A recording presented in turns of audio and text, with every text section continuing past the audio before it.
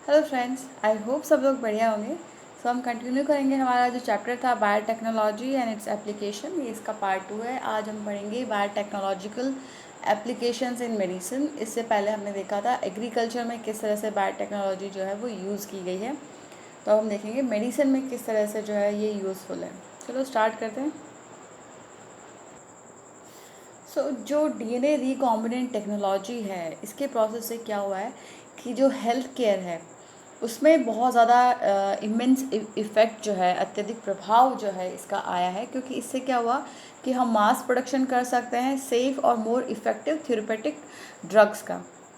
तो सुरक्षित और अत्यधिक प्रभावित चिकित्सीय औषधियों का हम उत्पादन कर सकते हैं। जो रिकॉम्बिनेंट थेरेपेटिक्स हैं, इनमें अनवांटेड इम्यूनोलॉजिक रिस्पॉन्सेज नहीं होते, जैसे कि जो कॉमन होते हैं, जो नॉन ह्यूमन सोर्सेज से हमने मेडिसिन वगैरह एक्वायर की हैं, तो उनके प्रति जो है हमारी बॉडी जो है वो क्योंकि वो डिफरेंट फॉरेन सेल्स हैं, तो उनके प्रति हमारी बॉडी में एक डिफेंस जो है वो जनरेट हो जाता है। हमारी जो डिफेंस सिस्टम है वो उसके अगेंस्ट जो है वो वर्क करना शुरू हो जाती है। तो ये जो है दिक्कत नहीं है इन जो रिकॉम्बिनेंट थेरेपेटिक्स जो है इनसे।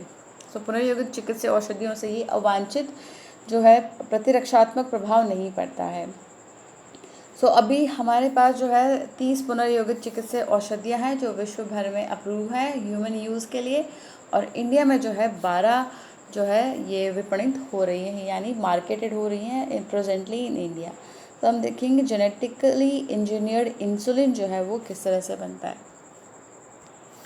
अनुवांशिकता निर्मित इंसुलिन। तो जो एडल्ट ऑनसेट जो डायबिटीज़ है उसमें इंसुलिन जो है वो रेगुलर टाइम इंटरवल्स पे दिए जाते हैं, इंसुलिन के शॉट्स दिए जाते हैं। तो अब जो डायबिटिक पेशेंट्स हैं, अगर उनके लिए ह्यूमन इंसुलिन अवेलेबल नहीं हो तो क्या दिक्कत हो सकती है। अगर उनको दूसरे एनिमल से जो है उस इंसुलिन को आइसोलेट किया जाए और फिर दी जाए तो उससे क्या इफ़ेक्ट रहता है, या वो उतनी इफ़ेक्टिव रहती है जितनी ये ह्यूमन इंसुलिन है, या उससे कम इफ़ेक्ट होता है, या फिर उसका साइड इफ़ेक्ट होता है। तो इन सब दिक्कतों को देखते हुए, क्योंकि पहले जो इंसुलिन थी वो किससे ली जाती थी, जानवरों और सूअरों को मार कर, और उनके जो अग्नाशय है यानी उनकी जो पेनक्रिया है वहाँ से ये निकाली जाती थी। इसके अलावा इसको वो हॉर्सेस में भी जो है बनाया जाता था। तो ये इंसुलिन जो है जो एनिमल सोर्स से मिली है, इसके प्रति क्या होता था कि कुछ जो रोगी हैं उनमें प्रत्युजय यानी एलर्जी या फिर बाह्य प्रोटीन के प्रति दूसरे तरह की प्रतिक्रिया जो है वो होने लगती थी। तो इंसुलिन जो है वो उसमें 2 शॉर्ट पॉलीपेप्टाइड चेन्स होती हैं। एक तो होती है ए पेप्टाइड और एक होता है बी पेप्टाइड। तो ये एक ए चेन होती है और एक बी चेन होती है, जो कि दो जो है ये आपस में जो है जुड़ी रहती है डाइसल्फाइड बॉन्ड से, डाइसल्फाइड ब्रिज से जो है ये जुड़ी रहती है। तो जो ह्यूमन जो मैमल्स हैं इंक्लूडिंग ह्यूमंस, इनमें इंसुलिन जो है वो सिंथेसाइज की जाती है एज प्रो इंसुलिन, यानी जैसे कि प्रो हार्मोन है उस तरह से इसको सिंथेसाइज किया, जैसे प्रो एंजाइम होता है तो प्रो हार्मोन को भी पहले जो है प्रोसेस किया जाता है, फिर ये फुल्ली मैच्योर हो जाता है और फिर ये एक फंक्शनल हार्मोन जो है बन जाता है। तो इसमें क्या होता है कि एक एक्स्ट्रा जो है ये स्वतंत्र सी पेप्टाइड जो है वो बनता है। जो प्रो इंसुलिन है वो इंसुलिन में फिर मैच्योर हो जाती है। तब क्या होता है कि ये जो सी पेप्टाइड जो है, ये 2 श्रृंखलाओं से बनी होती है, ए और बी, और ये आपस में डाइसल्फाइड बंधों से जुड़ी होती है। और मानव सहित स्तनधारियों में इंसुलिन जो है वो प्राक हार्मोन के रूप में जो है संश्लेषित होता है। और इसके अतिरिक्त एक और फैलाव होता है जिसे हम पेप्टाइड सी कहते हैं, लेकिन ये जो है परिपक्व इंसुलिन जो मैच्योर इंसुलिन है उसमें ये नहीं पाया जाता है, तो इसे निकाल लिया जाता है। जो मेन चैलेंज है for production of insulin, rDNA तकनीक का प्रयोग करते हुए, ये जो मुख्य चुनौती है इंसुलिन को एकत्रित कर जो है परिपक्व रूप में तैयार किया जाए।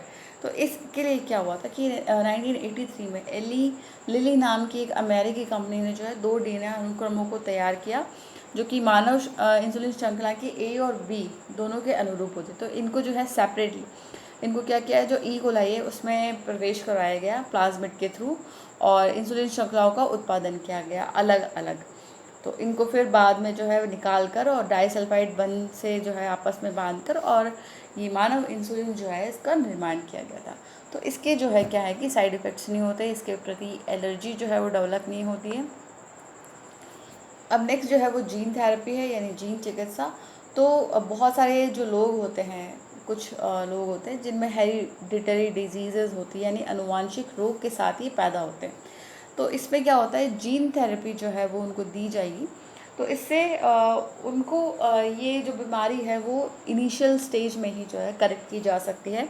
जैसे कि जो बच्चा है या फिर भ्रूण में इसको चिन्हित कर लिया जाता है, और जो जीन डिफेक्टिव है जीन, और उसकी जगह जो है एक जो उसमें रोग के उपचार है, तो जीनों को व्यक्ति की कोशिका या फिर ऊतक में जो है प्रवेश करा दिया जाता है। जो पर्सन है उसमें ये सेल इंसर्ट किया जाता है उसकी सेल्स या फिर टिश्यू में, ताकि वो जो बीमारी है उसका इलाज किया जा सके। तो एक करेक्ट जो जीन है वो इसमें इंसर्ट किया जाता है, ताकि वो जो नॉन फंक्शनल जीन है उसको कंपनसेट कर सके।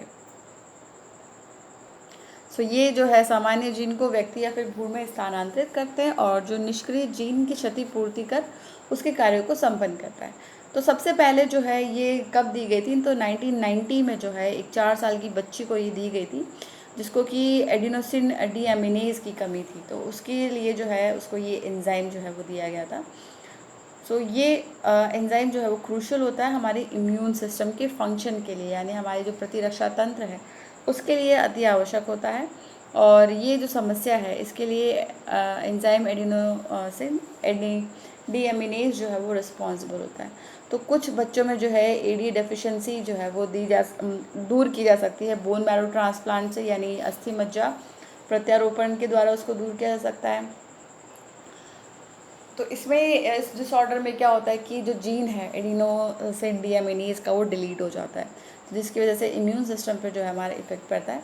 तो ये बोन मैरो ट्रांसप्लांट से ट्रीट किया जा सकता है। इसके अलावा एंजाइम रिप्लेसमेंट थ्योरी जो है, यानी एंजाइम प्रतिस्थापन चिकित्सा के द्वारा भी इसको ठीक किया जा सकता है। लेकिन ये क्या है कि शॉर्ट टर्म होता है, इनकी जो है ये ज़्यादा उतने लॉन्ग लास्टिंग नहीं है ये। इसके अलावा क्या किया जा सकता है कि सुई द्वारा रोगी को सक्रिय एडीए दिया जाए। सो ये दोनों विधियों में एक ही कमी है कि ये पूर्णतः जो है रोगनाशक नहीं है, सो कम्प्लीटली क्यूरेटिव नहीं है ये। सो फर्स्ट स्टेप जो है टुवर्ड्स जीन थेरेपी, यहाँ पे क्या हो जाता है कि जो लिम्फोसाइट्स हैं, जो पेशेंट है उसके ब्लड से लिम्फोसाइट्स लिए जाते हैं, और उनको बाहर जो है उनकी बॉडी के आउटसाइड जो है कल्चरल मीडियम में जो है उसको संवर्धन किया जाता है। और सक्रिय डीएनए का cDNA लसीकरणों में प्रवेश कराकर अंत में जो रोगी है उसके शरीर में वापस कर दिया जाता है, और ये कोशिकाएं जो है वो मृतप्राय होती हैं। सो फंक्शनल एडीए cDNA जो है वो यूजिंग ए रेट्रोवायरल वेक्टर उसको वापस जो है इंट्रोड्यूस किया जाता है इन लिम्फोसाइट्स में, और ये सब्सिक्वेंटली जो है वो पेशेंट में आ जाता है वापस। तो ये सेल्स जो है वो इमोर्टल नहीं है। पेशेंट को जो है पीरियडिक इन्फ्यूजन जो है वो दिया जाता है जेनेटिकली इंजीनियर्ड लिम्फोसाइट्स का, क्योंकि लिम्फोसाइट्स की जो लाइफ है वो बहुत कम होती है। तो ये उसको जो है पीरियडिकली दिए जाते हैं। और लेकिन जो जीन है वो बोन मैरो से जो मैरो सेल्स हैं उनसे आइसोलेट किया जा सकता है। यदि अस्थि मज्जा कोशिका से विलगित अच्छे जीनों को प्रारंभिक भ्रूणीय अवस्था में ही जो है कोशिका से उत्पादित एडीए में प्रवेश करा दिया जाए, तो ये स्थायी उपचार हो सकता है। यानी एम्ब्रियो में ही हमने जो है इसको ट्रीट कर दिया बीमारी को, उसमें वो जीन जो है जो डिलीट हो गया था उसको इंसर्ट करवा दिया है, तो अब वो फंक्शन करेगा नॉर्मली। और नेक्स्ट जो है वो है कि मॉलिक्यूलर डायग्नोसिस, यानी आणविक निदान में जो है किस तरह से बायोटेक्नोलॉजी यूज़ होती है। सो जो आणविक निदान है उसमें क्या होता है कि जैसे कि किसी को बीमारी हो गई है, तो उसका इफ़ेक्टिव ट्रीटमेंट तभी हो सकता है जब वो हमको पहले अर्ली स्टेजेस में ही जो है पता चल जाए, उसका डायग्नोसिस हो जाए, और उसकी जो पैथोफिजियोलॉजी है वो उसको जानना हमारे लिए बहुत ज़रूरी होता है। क्योंकि बहुत सारी बीमारियां ऐसे होती हैं जो लेटर हम डायग्नोस करते हैं, और फिर वो स्टेजेस जो रहती हैं उनकी, उनमें वो अनक्योरेबल हो जाती हैं, यानी ऑलमोस्ट उनको हम क्योर नहीं कर सकते, जैसे कि कैंसर है। तो इसके लिए क्या है कि जो कन्वेंशनल मेथड है डायग्नोसिस के, जैसे कि सीरम है या फिर यूरिन एनालिसिस है, इसमें जो अर्ली डिटेक्शन है वो उसका पता लगाना जो है संभव नहीं है। तो जो टेक्नोलॉजी है रिकॉम्बिनेंट डीएनए टेक्नोलॉजी और पॉलीमरेज श्रृंखला अभिक्रिया यानी पॉलीमरेज चेन रिएक्शन है, उसके अलावा एंजाइम संलग्न प्रतिरक्षा शोषक अमापन यानी एंजाइम लिंक्ड इम्यूनोसॉर्बेंट एसे एलिसा, ये कुछ टेक्निक्स है जो अर्ली डायग्नोसिस का जो पर्पज़ है हमारा वो सर्व करती है, यानी प्रारंभिक पहचान करती है रोग की। जैसे रोगजनक है, जीवाणु विषाणु, इनकी उपस्थिति जो है जब हमको पता लगती है, जब ये बहुत ज़्यादा हो जाता है हमारे शरीर में, तभी ये जो डिज़ीज़ के सिम्टम्स जो है वो प्रोड्यूस करते हैं। जो सिम्टम्स जब तक प्रोड्यूस होते हैं तब तक ये हमारी बॉडी में जो है हाई क्वांटिटी में जो है काफ़ी अधिक मात्रा में ये आ चुके होते हैं। तो इनका जो लो कंसंट्रेशन है बैक्टीरिया या वायरस का, वो हम डिटेक्ट कर सकते हैं बाय जो पीसीआर टेक्निक है उनके न्यूक्लिक अम्ल के प्रवर्धन यानी एम्प्लीफिकेशन के द्वारा हम कर सकते हैं, पीसीआर तकनीक के द्वारा। सो पीसीआर जो टेक्निक है अब जो है यूज़ की जाती है जो एचआईवी की पहचान है, तो पीसीआर आजकल सामान्यतः उपयोग में लाया जा रहा है ये। और उसके अलावा जो म्यूटेशंस हैं, जेनेटिक म्यूटेशंस हैं, उनको जैसे कि कैंसर पेशेंट्स हैं तो उनमें भी जो है ये पता लगाया जा सकता है। कैंसर रोगियों में होने वाले जीन उत्परिवर्तनों का पता लगाने में भी जो है इसका यूज़ लिया जा रहा है पीसीआर टेक्निक का। सो ये एक पावरफुल टेक्निक है to identify many other genetic disorders. अनुवांशिक दोषों को पहचान करने के लिए ये जो है बहुत ही पावरफुल जो है टेक्निक है।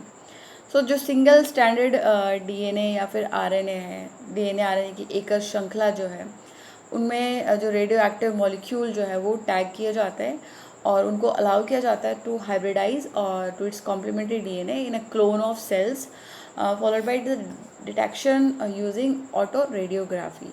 तो इनमें जुड़कर कोशिका के क्लोन अपने पूरक डीएनए से संकरित होते हैं, जिसके बाद जो है उनको विकरण चित्रण यानी ऑटो रेडियोग्राफी द्वारा जो है पहचानते हैं। तो हमने क्या किया, यहाँ पे रेडियो एक्टिव मॉलिक्यूल जो है वो इंसर्ट करा दिया और फिर उसकी क्लोनिंग हुई और फिर उसको ऑटो रेडियोग्राफी से जो है वो डिटेक्ट कर लिया।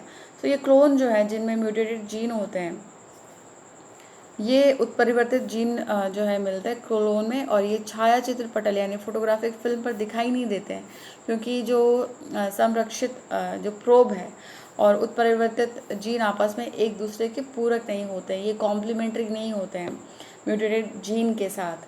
तो एलिसा जो है बेस्ड है on the principle of antigen antibody interaction पे, जिसमें क्या होता है यानी एंजाइम संलग्न प्रतिरक्षा शोषक अमापन जो है एलाइजा, ये प्रतिजन प्रतिरक्षी पारस्परिक क्रिया के सिद्धांत पर कार्य करता है। रोगजनकों द्वारा जो उत्पन्न संक्रमण की पहचान प्रतिजनों प्रोटीन जन ग्लाइकोप्रोटीन आदि की उपस्थिति या फिर रोगजनकों के विरुद्ध जो है संश्लेषित प्रतिरक्षी की पहचान के आधार पर ही जो है यहाँ पे की जाती है। यानी यहाँ पे जो इन्फेक्शन है बाय पैथोजन, ये डिटेक्ट किया जा सकता है by the presence of antigens, जैसे प्रोटीन्स है, ग्लाइकोप्रोटीन्स है, एक्सेट्रा, और by detecting the antibody synthesized against the pathogen.